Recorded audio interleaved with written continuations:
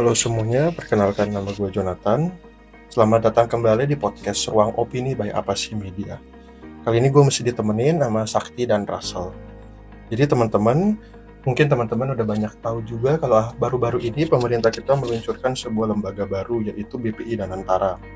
Mengutip dari website resminya, BPI Danantara merupakan Badan Pengelola Investasi Daya Anagata Nusantara yang merupakan badan pengelola investasi strategis dengan fungsi mengonsolidasikan dan mengoptimalkan investasi pemerintah untuk mendukung pertumbuhan ekonomi nasional. Berarti lembaga ini sebenarnya merupakan lembaga pemerintah dengan tujuan untuk mengoptimalkan investasi untuk mencapai masa depan yang lebih baik. Tentu dong kita semua sudah punya pengalaman investasi masing-masing. Coba dari teman-teman nih, mungkin dari Bro Sakti bisa mulai cerita tentang pengalaman investasinya. Jadi kalau pengalaman pribadi gue sih mungkin ya teman-teman di rumah juga udah pernah denger sih dua cryptocurrency ya. Mungkin sempat gue mainin juga ya kapan hari. Yaitu di XRP dan Bitcoin yang cukup booming lah pas zaman kita syuting ya. Dan ya rasanya naik turun kayak roller coaster gitu guys. Contohnya pada saat kita syuting aja, Bitcoin ada di sekitar 83.000 USD ya. Turun 3,7% dari kemarin. XRP juga anjok. Banyak banget ya rasanya. Lumayan loh, sekitar 6%-an kalau nggak salah. Wah, menarik nih Sakti. Berarti dengan lu invest di cryptocurrency ini boleh dibilang lu itu punya percaya sama high risk investment ya. Hmm. Profil risiko lu berarti high ya. Ini coba boleh diceritain dulu nggak kenapa lu bisa punya keberanian segede itu untuk bisa invest di yang profil risikonya high? Kenapa nggak mulai dari yang low dulu misalnya reksadana atau mungkin ke yang medium dulu? Kenapa bisa langsung percaya mau ke yang high nih? Kebetulan mungkin lebih ke arah domisili gue saat ini juga ya, yaitu gue lagi berdomisili di United Kingdom juga. Jadi memang untuk profil investasi gue ini lebih mengarah ke yang lebih universal gitu teman-teman, yang bisa dengan lebih mudah diinvestasi. Dan baik lagi ya, betul memang high risk investment. Tapi pada saat itu juga ya memang puji Tuhan juga ya, kalau bisa gue ngomong ya, bahwa memang ada cukup dana cair lah buat yang namanya pembelajaran gua. Gua nggak ambil investasi ini sebagai oke, suatu sarana di mana gua harus bisa menghasilkan duit dari sana.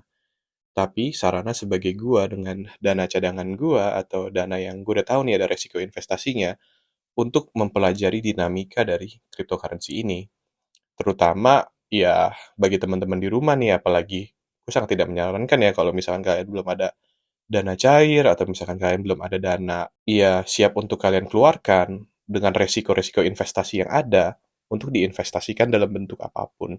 Ya mungkin kalau untuk teman-teman di rumah yang mungkin lebih pengen yang lebih profilnya lebih low risk ya, ya seperti kata Bro Jonathan, lebih ke arah reksadana gitu Bro Jo. Wah, menarik nih Bro Sakti. Nah, kalau Bro Russell nih kira-kira gimana nih pengalaman investasinya? Boleh kali di-share Bro Russell? Yes. Jujur dulu gue pertama kali mulai investasi itu udah lama sih. Itu pas umur gue sekitar 16. Jadi pas gue masih SMA.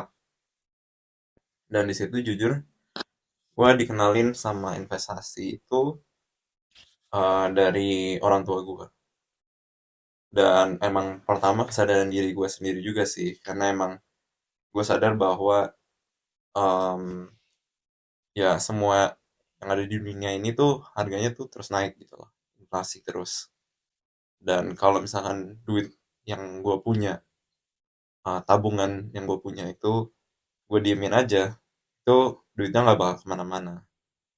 Jadi em, ya gue coba, pertama gue inisiatif dulu sih. Gue nanya dulu ke orang tua dan em, searching-searching juga lewat internet.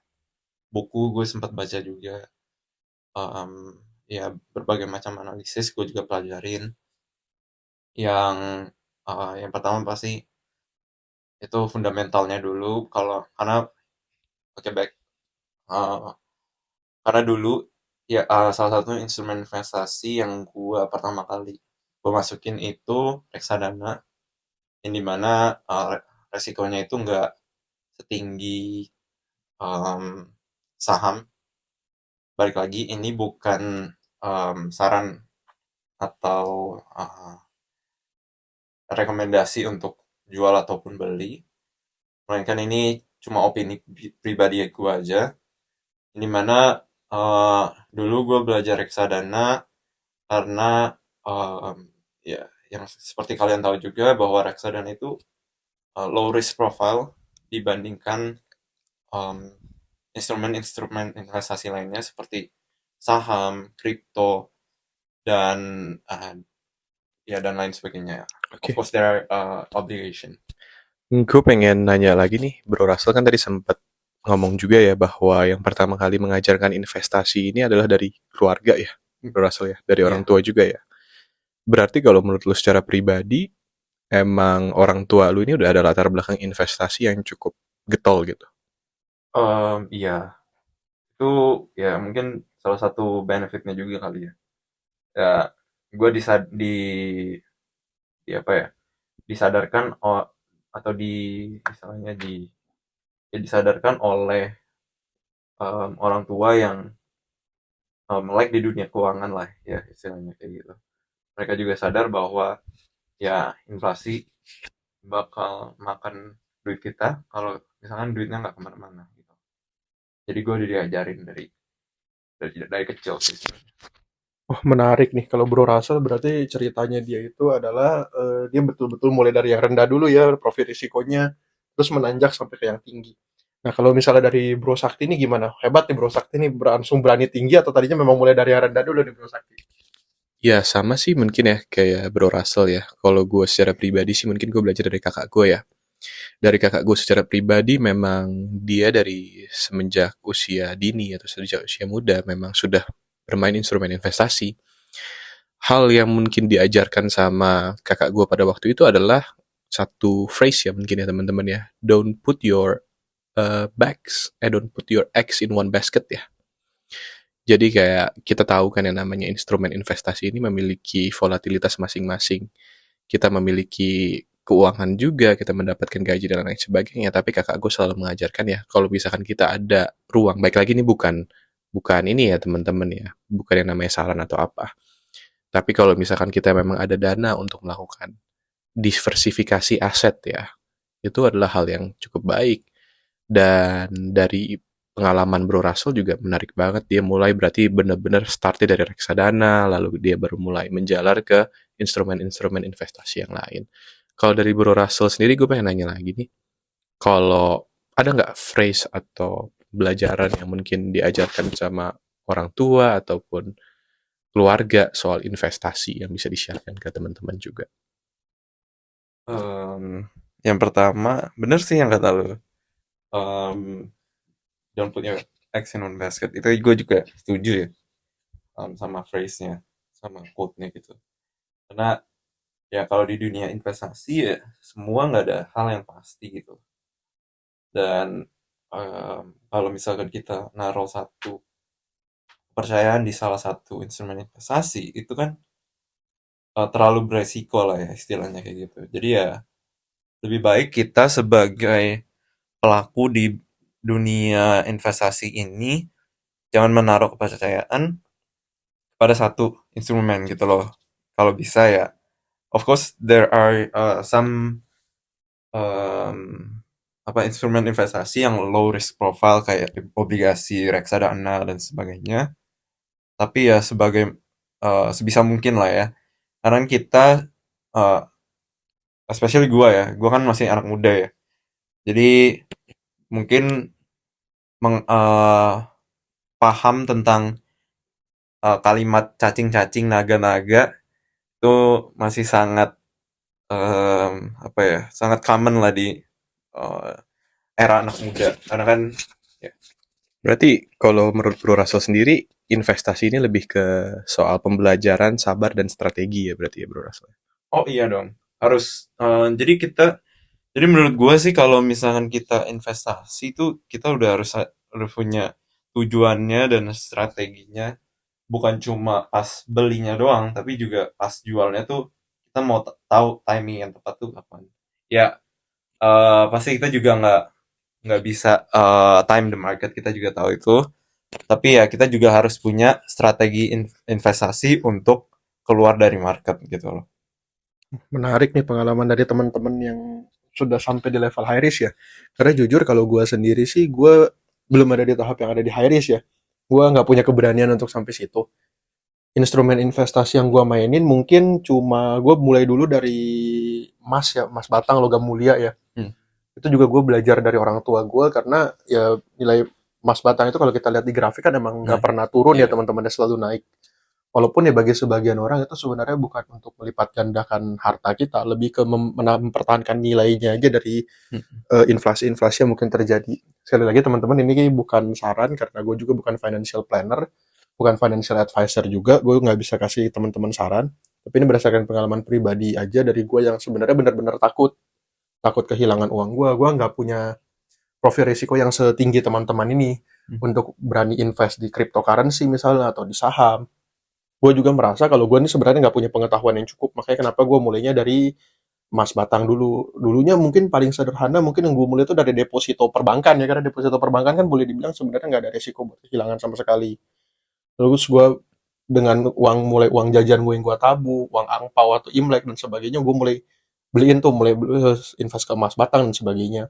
Terus kemudian mungkin yang paling high risk yang pernah gue investasi ini tuh mungkin reksadana malah kalau buat gue. Yang bagi teman-teman kita ini low risk, justru bagi gue tuh sudah highest risk yang bisa gue ambil untuk sejauh ini. Itu kalau dari gue sih. Mungkin kalau dari Bro Sakti, kira-kira nih pertama kali investasi ini tadi mulai umur berapa nih kira-kira kalau Bro Sakti? Kalau gue sih mungkin lebih umur yang sedikit lebih dewasa ya daripada Bro Russell. Bro Russell kalau nggak salah dari umur berapa, Ras? 16. Dari umur 16 tahun. Kalau gue tuh mulai dari umur 19 tahun ya.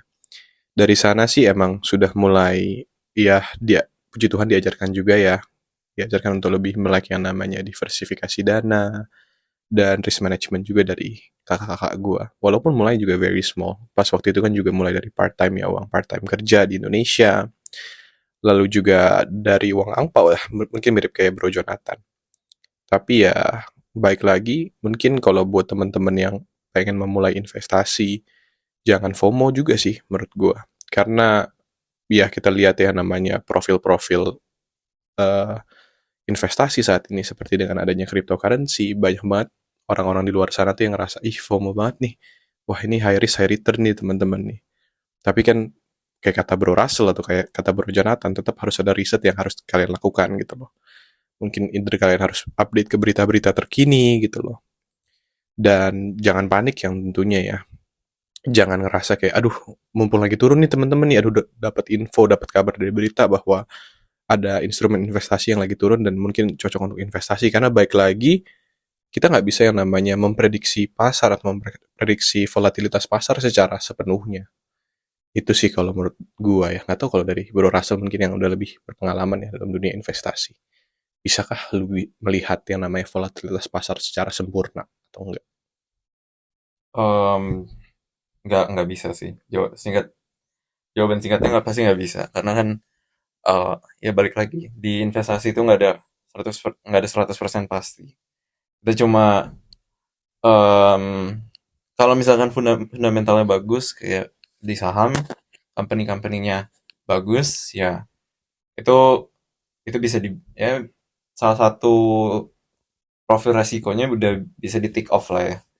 Tapi ya di dunia saham pun nggak ada 100% yang pasti.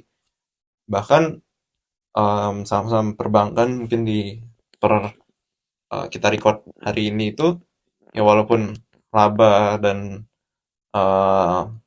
keuntungannya naik gitu loh, tapi ya buktinya mereka tetap turun gitu loh kan, karena ya balik lagi sebenarnya pengaruh dari sentimen dari luar, dari Amerika Serikat dan juga ya sentimen global sih mostly ya. Gue pengen nanya lagi nih Bro Russell, kan udah pernah main di dunia saham juga ya, investasi saham ya berarti ya. Pernah nggak main saham gorengan? Oh, pernah dong pasti.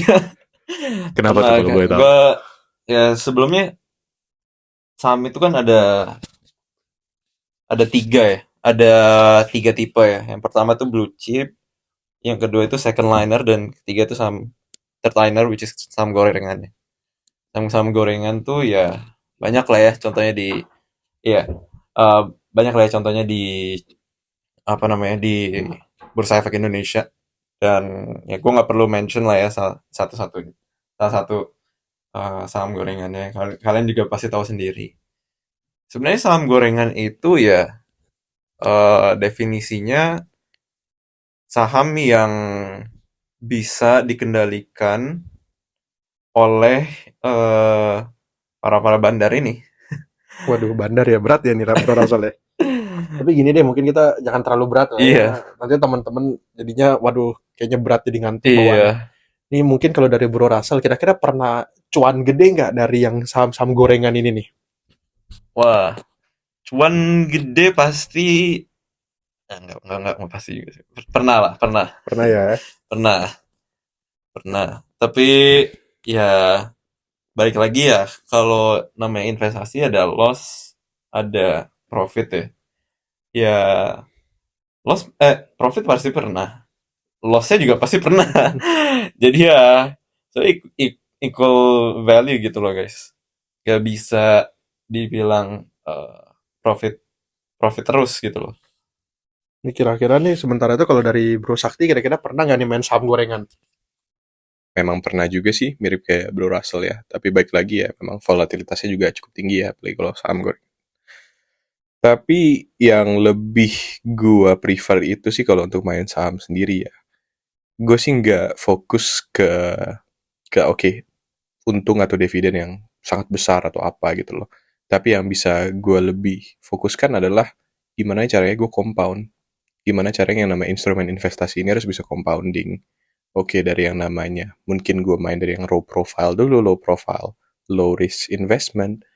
Dari dividen yang gue bisa ambil ini mungkin gimana caranya gue bisa compound interest ini buat yang namanya selanjutnya bisa main di yang saham-saham yang lain gitu loh. Walaupun baik lagi apa yang berhasil bagi gue belum tentu bisa berhasil juga bagi orang lain. Jadi itu bukan masukan yang konkret ya buat teman-teman luar sana. Jadi kalau misalkan emang pengen, ya baik lagi kalau misalkan kalian emang pengen ya itu adalah decision making kalian sendiri gitu loh. Untuk yang namanya bermain saham atau instrumen investasi. Nah, kalau dari Bro Jonathan sendiri gimana? Menurut Bro Jonathan? Kalau dari gue, jujurnya kayak yang tadi gue share, gue juga nggak punya pengalaman main di saham. Tapi kebetulan memang banyak banget temen gue kemarin sempet beberapa tahun lalu ya di Indonesia ada salah satu bank digital yang sahamnya gorengan banget. Itu memang bener-bener banyak banget pengalaman dengar dari teman-teman juga yang wah nyerok banyak nih, wah nyerok nih, untung banget.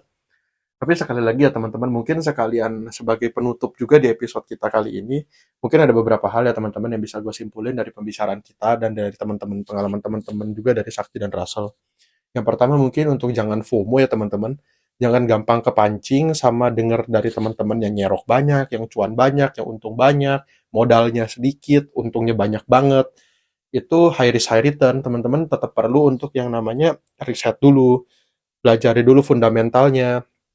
Pastikan untuk semua investasi yang teman-teman lakukan, teman-teman sudah bersedia untuk kehilangan semua uang yang teman-teman investasikan itu. Terutama kalau misalnya investasi teman-teman jatuhnya pada komoditi-komoditi yang high risk, itu teman-teman harus siap untuk kehilangan semuanya. Terus mungkin ya itu yang pertama, teman-teman jangan FOMO, teman-teman harus banyak riset, dan pada akhirnya adalah teman-teman harus punya kesiapan mental, mungkin sama kesiapan hati ya untuk ya seandainya kehilangan semuanya, nggak boleh marah karena pada akhirnya untuk pasar itu tidak dapat kita prediksi juga bagaimana keadaan ke depannya. Mungkin itu sih ya teman-teman. Mungkin dari Bro Sakti atau Bro Rasal ada yang mau ditambahin lagi? Iya, kalau gue sih mungkin menambahkan poin dari Bro Jonathan aja ya. Bagi gue secara pribadi dan apa yang gue udah pelajarin, investasi itu soal sabar dan strategi ya teman-teman. Gak ada yang namanya quick money tanpa resiko. Atau gak ada yang namanya money tanpa resiko sih menurut gue. Karena baik lagi ya, selalu ada resiko. Kayak kata-kata yang gue selalu pegang adalah peluang dan resiko selalu berbanding lurus. Jadi ketika ada peluang, pasti ada resiko di dalamnya. Jadi ya kalian harus benar-benar kayak kata Bro Jonathan, kalian harus benar-benar update nih soal yang namanya fundamental investasi ataupun knowledge base yang mungkin bisa membantu kalian dalam dunia investasi. Jadi jangan langsung nyemplung tanpa tahu dulu nih airnya sedalam apa. Jadi itu sih kalau dari gue, kalau dari Bro Rasa. Em, ya sebenarnya ngambil poin dari Sakti aja sih. Em, karena gue juga anak muda ya. Pertama itu diversifikasi itu penting, teman-teman. Jangan taruh salah satu duit kalian di salah satu instrumen investasi aja. Coba didiversifikasi, dan sebelum terjun ke dalam dunia investasi, ada baiknya teman-teman melakukan research dulu ya.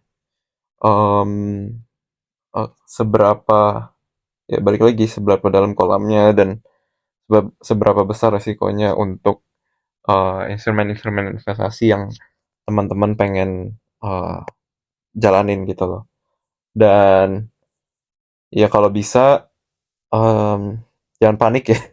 Jangan panik kalau market lagi turun atau ya lagi turun mesti yang mau ngebuat pada panik, dan juga jangan FOMO juga kalau lagi naik gitu loh teman-teman. Ya gitu aja sih Oke. dari gue. Mungkin untuk penutup ya teman-teman, sekali lagi sebagai disclaimer, kami di sini hanya menceritakan pengalaman pribadi kami dan sama sekali tidak menyarankan atau merekomendasikan pembelian komoditas ataupun investasi dalam bentuk apapun. Teman-teman harus bijak untuk bisa menilai sendiri kalau memang mau investasi di komoditas apa, dan sudah bersiap untuk semua risiko baik itu rugi maupun untungnya. Terima kasih banyak teman-teman sudah mendengarkan episode kami hari ini. Sampai jumpa di episode selanjutnya.